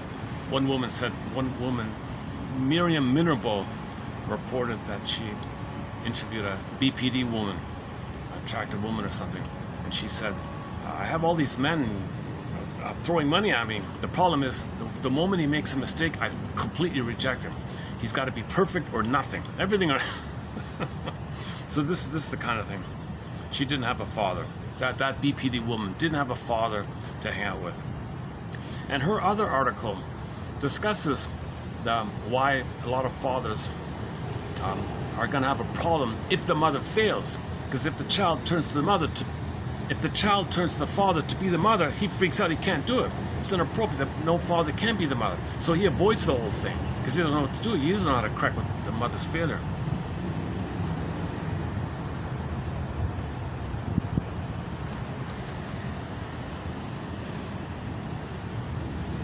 Okay, and what it could lead to, all the problems that can happen, sort of goes on like this. The crippling bondage to mother and alienation from father cause hatred of the mother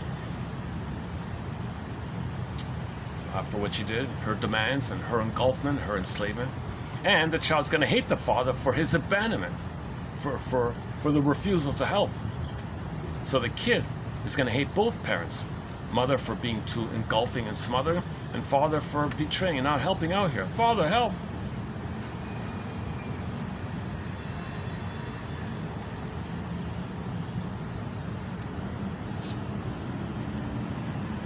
Let's see what else. Let me scroll up.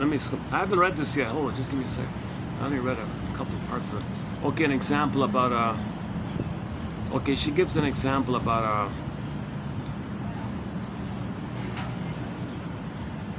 a lot of her clients come from well-to-do families, so it's hard to a little bit relate to some of these examples.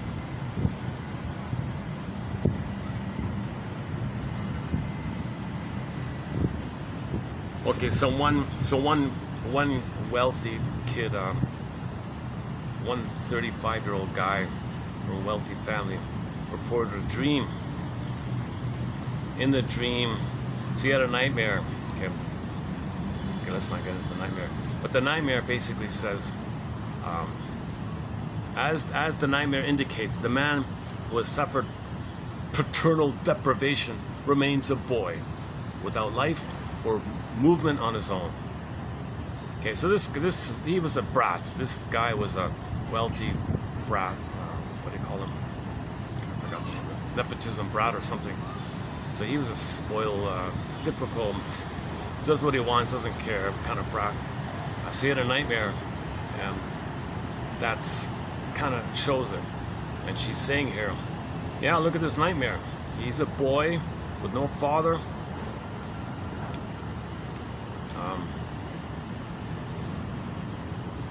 And in the nightmare, he couldn't get anybody's attention. He was ignored. Rage and frustration, destructiveness. Whether due to his inner feelings of weakness, he feels threatened from without by the demands of others, or threatened from within by the intensity of his need of others and his hatred at their refusal. His major strategy is escapism. Oh, maybe he's a playboy. The multitude of situations that threaten him restrict the scope of his life to a crippling point. While his predicament is indeed serious, he dramatizes it, giving an as-if performance for his audience, thereby depriving himself of what self-respect and motivation his real suffering might afford him were he willing to experience its authenticity. He cannot bear the pain of grief and tension, the tension of tragedy, and rids himself of his feelings by pouring them out onto others. He settles for the masochistic satisfaction his suffering provides him, his martyred superiority to his wife, his parents, and the world at large for failing to give him all he wants. Concurrently, he expects. something about he's a victim, but he's so important. Look at me, and he thinks he's superior by being the stuff like that. Okay, stuff like that. Familiar kind of clinging to an idealized image of himself. Okay, let me jump to the conclusion here. In conclusion, this paper asserts that the roots and dynamics of male character development are to be found in the nature of the interpersonal relationship with the, drumroll please, father. When familial interactions and patterns distort the child's needs for self-definition and mobility by the combined impact of the extended, intensified, and finally libidinalized symbiotic relationship with mother and the deficiency of positive experience with father, the child is unable to develop as a male and forge a place for himself in the world and life of reality. Okay, so all your Don Juans and selfish playboys comes from this kind of thing. Any guy who's a narcissist or a bully, all these things, any cynical narcissistic type, okay, this is the issue here. There's no father to guide him. Even if there was a father around who meant well, if the mother crashed it too much, there's not much you can do. Because the interaction with the father will be viewed as a substitute for the failure with the mother. And so the mess is still there with the mother. So the mother's got to get it right. She's got to be safe and warm, rhythm of bliss, rhythm of safety, reverie, presence, love and understanding, holding, soothing, leave the hormones, leave the oxytocin, skin to skin, natural feeding, holding, okay, bosom, let the baby sleep on the belly, skin to skin, leave the cord, leave the placenta, lotus birth. The most important flower in our collection is the lotus flower. Okay, it refers to the lotus birth. Okay, lotus flower, stem, pod, baby, cord, placenta, leave it all intact. That beautiful lotus flower is there because the stem and the pod, the seeds in there, right? So the baby likewise. You want a beautiful baby like a beautiful flower, you got to leave the umbilical cord and leave the placenta intact. So you'll have a beautiful, beautiful baby if you leave the cord there. You remove all that in the name of pillage and plunder. We remove it. Got a separate topic of why that's taking place. You know.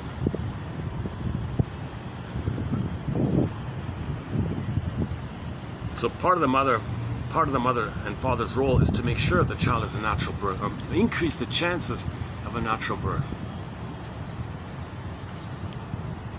Investigate this thing with the gravity pushing down and the legs up, because the gravity pushing down might go against the natural birthing, because gravity is supposed to participate with the contractions and allowing the pelvic space to open, because the mother tilts a little bit. That's all messed up when you put the legs up and the gravity pushing down. So look at this kind of, I'm not a disclaimer, I'm not a doctor. A lot of quotes. So Klaus and Kennel, the work of Klaus and Kennel on the time sensitivity moment, that at the moment of birth all these hormones are produced for the bonding, for the fusion. If the baby's removed, the hormones go away, baby comes back, what the hell? Who was this stranger? Enraged, attacks himself, betrayed, brother failed me, she abandoned me. Now I got a monster inside, out of anger, I was dealing with this. And then later on someone tells you something's unknown to you, being the first unknown, your own anger, your mother.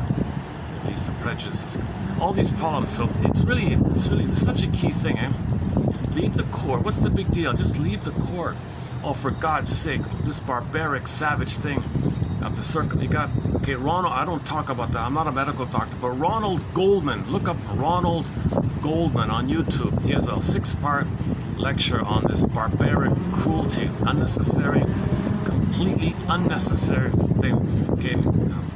We're not talking about if there's some rare tribe out there in the hills, and when the boy transitions from 13 to 14, they might do some ritual. We're not talking about that. We're talking about like just shortly after the, like a day, or apparently they do it like in a few days or something. And the baby's screaming and bleeding, and even if he's drugged out, he's still suffering inside. That's to break the bond. We break the bond with your mother. In the name of pillage and plunder, we break the bond, calcify his soul. He'll identify with the rage in his mind, and he'll go out and plunder. We need people to plunder. We need people to go be aggressive and entitled. And it'll be, that's the harmful thing that's taking place. If it's an issue of water, then for Pete's sakes, get some water, in places. Don't plunder places so there's no water left in them. And see, when there's trauma, you over-identify with symbols about that. And milk is a symbol about that. We got this whole topic of prejudice. And back to the song by the band Mystery we talked about. So check out the song Behind the Mirror by the band Mystery. I just noticed this morning, just before starting today, I was going to look for another song. Their latest song is called Delusion Rain, and there's a little bit of reference to the plunder system. He calls Delusion Rain the lies and the propaganda. Delusion rain, like the rain, always raining down all these lies and delusions of why we're plundering, lies. So the propaganda he calls delusion rain, like drops, like drip, being bombarded, drip with lies, delusion, not real lies. He calls it like that. Oh, do I have it here? Not a bad. It's funny. I'm not really too into that song, although it's considered one of his popular. Let's see if I'm online here. A second. If I can get online, I've been having connection issues lately. I'm still not online. I don't have a copy of it here. But Delusion Rain. He talks about that we're plundering the planet. All this harm is being done. Okay. So he talks about greed and all that, all the suffering going on, the refugees and things. And then we're bombarded with drips and drips of delusion rain. It means propaganda.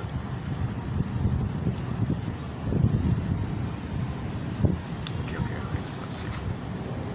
Are we finished with the article? Oh, let me read the review. Let me do the review part. So some guy did a review of that article. Let's see. Got people coming in here. Let's see if they'll read out. Okay, this is somebody's review of just a snippet of what I read just now. Let's see if we know.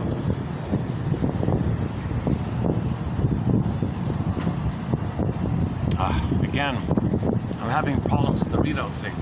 Welcome back, it says. And then it doesn't work. Then it says, how do you like using this? How do you like using our service? That thing doesn't work.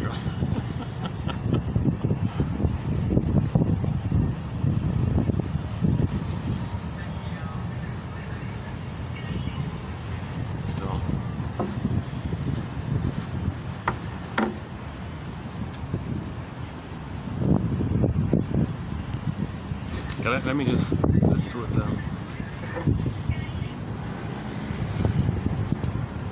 So, among Freudian theorists, this is just some reviewer guide,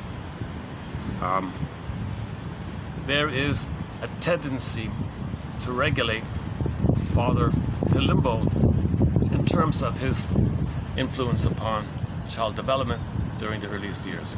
Consequently, father's contribution to the child rearing process, starting in infancy, is often overlooked or underestimated. The infant's relationship with his mother is a biopsychic unity or symbiosis. Oh, I see. She calls well, that's what she means. Biopsychic unity, symbiosis, right? Okay. Through the phenomenon of empathic linkage, anxiety in the mother induces anxiety in the child. If the father's behavior or attitude arouses anxiety in the mother, the father is thereby affecting the infant indirectly. See, the father's mood, and the baby's gonna pick up on it. Don't be fooled by it, right?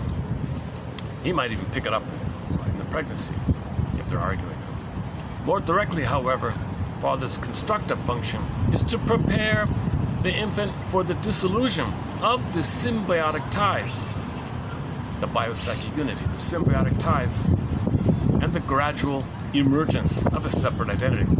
To the extent that father neglects or rejects the mother-infant interaction, symbiotic ties are intensified. See, to the extent that the father ignores all this or rejects all this, that means that the baby is being more tied to the mother, because there's no father. Less father, more mother kind of thing. Mother's touch, manner, and general qualities differ from the father's. She offers all this tenderness, and softness, and warmth, and food, etc. Her presence is connected with embeddedness affects, which have to do with relief from tension. That's all the soothing, right? But the father's not so much about that. The father's, it's more about activity, and the pleasure of play and mastery and learning, more about like that. So the father leads to the pleasure of the activity, the good feelings of activity. Mother's more about the good feelings of the embeddedness of her presence and love and all that. And in this realm, the father is particularly endowed to minister to the infant's needs. Okay, the strength of fathers. Okay, and the father's physically stronger, that's a factor in it. Okay, the Oedipal struggle is not, okay, here we go. The Oedipal struggle is not ubiquitous and inevitable. It occurs when father responds inappropriately to the boy's efforts to identify with him. Okay, if the father rejects the son, then he's more trapped in with the mother. There's your Oedipal struggle. But the Oedipal struggle is not inevitable. It's not ubiquitous. It doesn't have to be like that. It occurs, this Oedipal thing occurs. Unmet primary symbiosis. Can't enjoy the world outside the mother. Everything's about the mother and getting the oneness, all that. No mutuality, it's just entitlement, that kind of thing. Okay, this Oedipal thing, narcissism in other words. In a myth, when a myth or fairy tale, if the character, quote unquote, sacrifices or dies, that means the narcissism dies, the old way dies, the infantile beliefs die, and you're now developing. So the death of old way, of Janoff's line is the death of the old narcissistic way. That's the birth of your new life. That's the psychological birth, rebirth motif, spiritual birth, this kind. So something old in you kind of ends, and then that makes space for your true identity, your true safety, where you're going to be yourself like that. So in a myth or fairy tale, if they say the unconscious, the organizing system of the unconscious, there's a voice there, let's say, and the story says, this voice says, this childlike egocentricity, this narcissism, this gotta go. Okay, and then you can be more like that. That's all it means. So that's about development. So developments fail. So Oedipus complex means arrested development. That's why later on the story, the hero's journey story, that thing's got to be faced and confronted and let it go. You got to find a way to move on without them. You don't want to be infant your whole life, right? It occurs when father responds inappropriately to the boy's efforts to identify with him, or when mother uses the boy inappropriately to satisfy her own needs. There it is.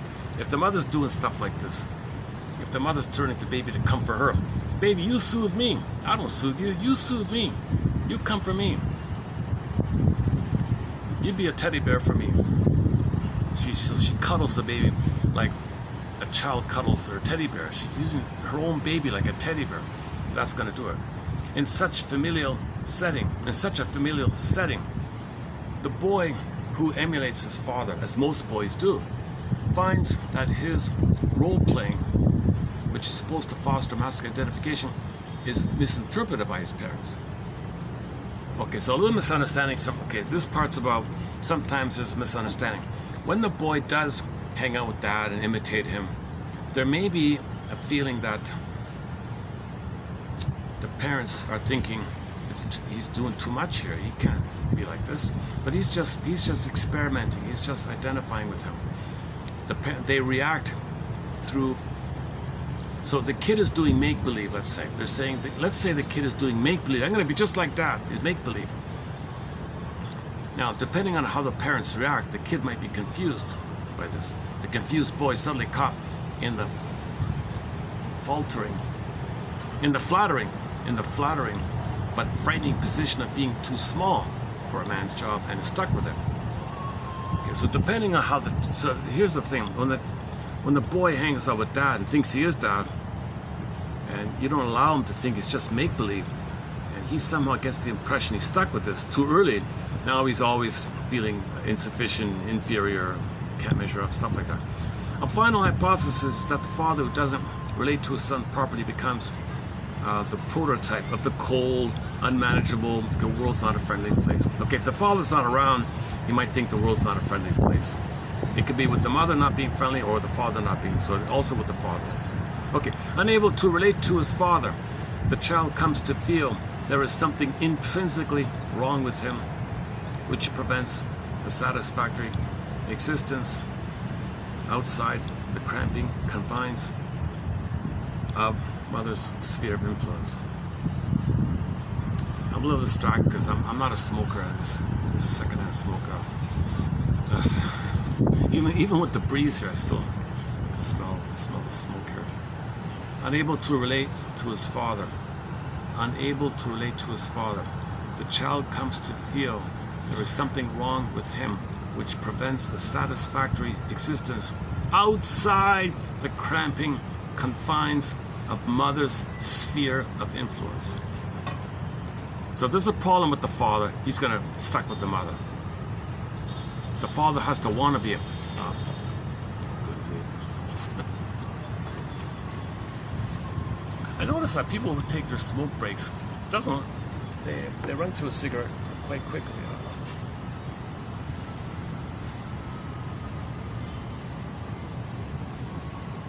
Oh, these are the soft guys.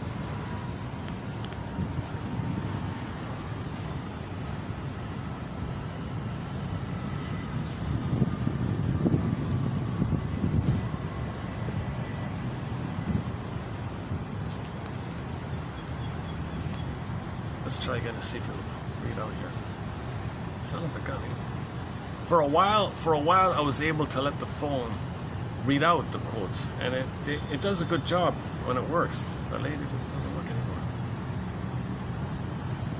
And it's not related to the Wi-Fi, so, or is it? It's not supposed to be. It's not reading out, right?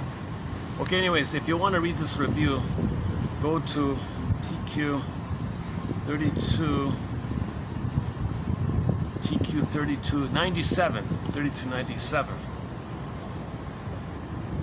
And maybe by the time I get to 3297, I'll have some quotes from the article I just read in it as well. And what we're posting below 3268, I've discussed already on obsessiveness. So the quotes in this batch here, in this video, I've discussed already previously. Some miscellaneous, good solid quotes on the obsessive topic. So the obsessiveness is meant to, is in reaction to mother not soothing you. Oh, you're obsessed, right? Stuff like that. Yeah, the first one's key, right?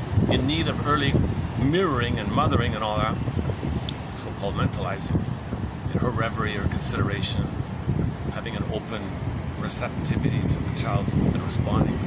In need of this, if it doesn't get it, okay, then you get your obsessive thinking. It goes on like that. Why am I smelling that cigarette smoke? The air is blowing this way.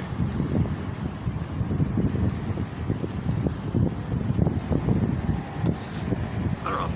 It's just so toxic.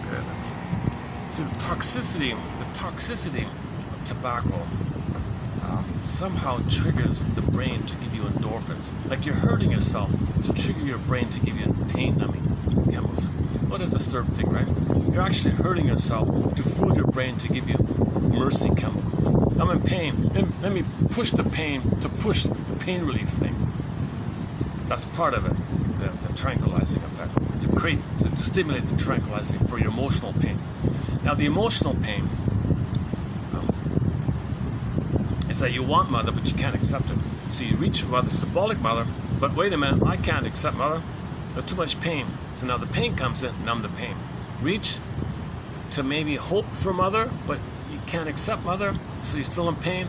And there's some kind of dual, there's something with the cigarettes where there's a double thing going on. You're trying to trigger the happy chemicals of using the cigarette as a stand-in for the nipple, which triggers the oneness to the mother. Okay. Something just to trigger the oneness. That's the whole like that. If you get the oneness, you get the happy chemicals. Now there might be something in him. There might be something in a smoker which says, love, pain, triggers the pain. So the physicality of the cigarette is the thing that you chase for, but the chemistry of the tar or whatever that numbs the pain. So you're just repeating the whole thing. Reach for mother, pain, numb. Reach, pain, numb. Reach, pain, numb. Smoking is Sisyphus. Smoking is hamster wheel. People can spend their whole lives like that, right? Gambling, same thing. Gambling, same thing. Reach your mother, reject it. Okay? So pull the lever thing, reject it. Same thing. It's the same kind of idea. Then you say to yourself, my God, you mean to tell me my mother's a cold, refusing thing? Blinking lights, all promising, and I was rejected? You mean to tell me I'm drawn to this by the puppet master to let me know that my mother was promising and alluring and enticing, had a great hope, and I was rejected? And I'm doing this to know the past, repetition compulsion? That's the theory there. Let me check the battery. 40%. 40%. Oh, I got 40%. Okay, so we're okay. So let's keep this as a shorter video today. I'm not going to bother coming here on the weekends.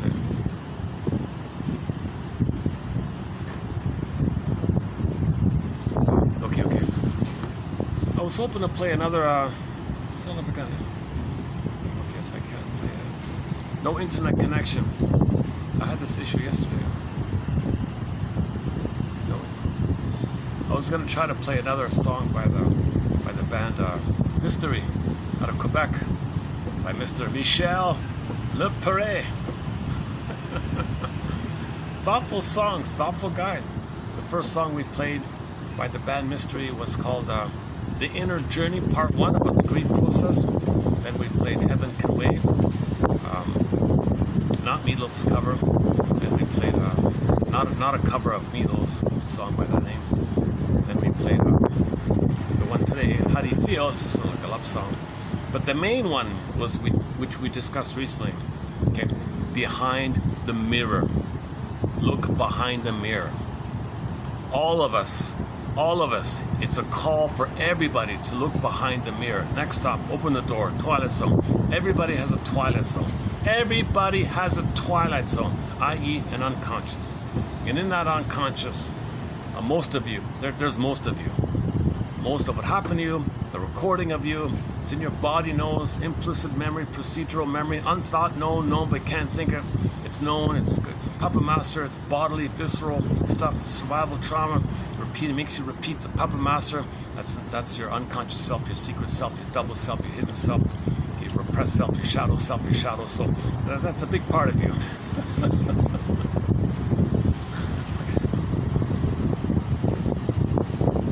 Okay, let's play another copy. Let's do one more copy of let's do another copy of yesterday's Behind the Mirror. And when the song ends, I'll hit the stop button. So what do you think about today's discussion about the role of the father? Like the importance of the father. Like, is it more clear that if the father is upset or stressed out or has primary needs or bitter or whatever, that pushes the kid into the fusional orbit of the mother? And it's a problem like that. The father is needed to make the transition to learn about the world, the real world, outside the mother world. You don't want a person to live their whole world like it's the mother world. There's your narcissism. The whole world's still depressed. The world was me living mentality. And your rage, don't get it, narcissistic need, don't care about others, no mutuality, center stage. It's all the narcissistic issue. You feel special and entitled. I'm special and entitled. And you're all angry like this. Leads to the hostile mind, one guy called it. All distinctive personality patterns. A wide variety of narcissistic patterns, not just the overt types, but you got covert types like passive aggressive narcissists, okay, waif narcissists, clinging vine narcissists, turtle narcissists, so on down the line. Idealizing what called. Where are we? Behind the mirror. All right. Yeah, I should. Yeah. Seriously, I can't. Is there no Wi-Fi? Why is there? Let me try something. Do I have to reset something here? Hang on, let me go to the settings here. Hang on a second.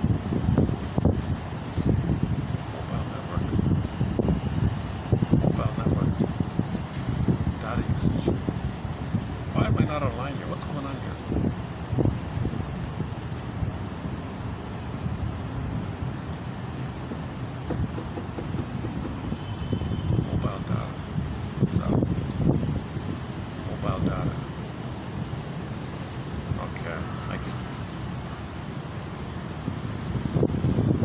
that's not gonna help.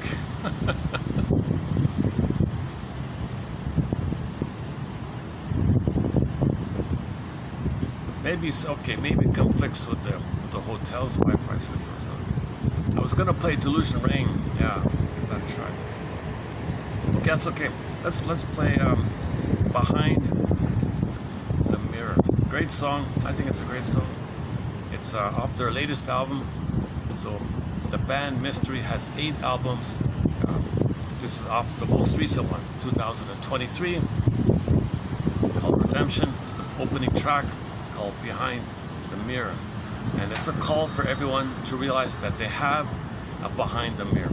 They have a twilight zone. They have an unconscious. It's a call for everyone to realize it. Because we're all one family. And so learn about your projections. Own your projections by looking behind the mirror.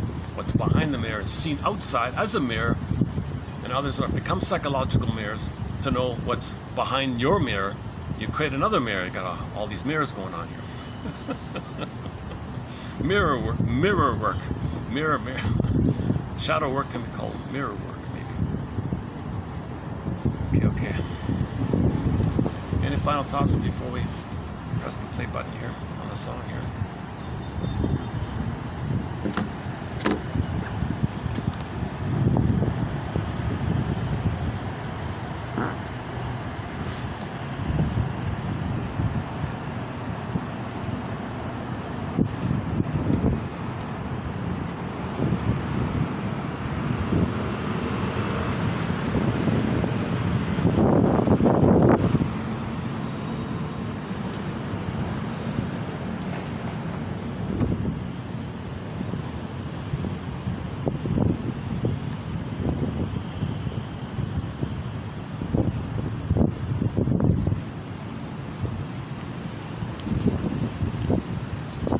So, I'm not a therapist and all that, but I think I can say that that there is a CEU here.